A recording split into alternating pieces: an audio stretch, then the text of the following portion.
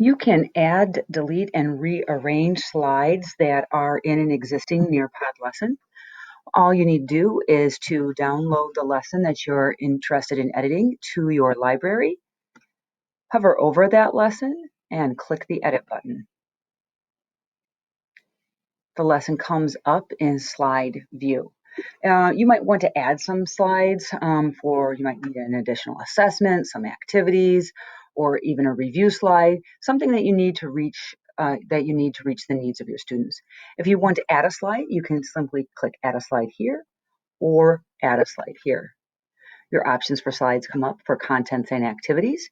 This is a counting lesson, and I've decided that I wanted to add a quick little assessment at the beginning, and I'm going to have my students do a draw it activity. They're in first grade. I want to ask them, how old are you? Write your age and draw that many circles. Okay. I'm going to click Save. When I save that slide, it automatically goes to the end of my slides. So I'm going to rearrange the slide.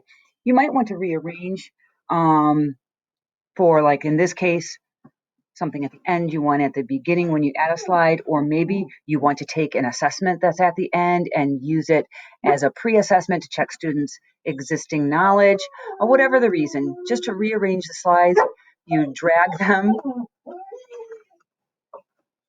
to where you want them. I want this draw it activity up here at the beginning before the objectives. Okay, I can also delete slides.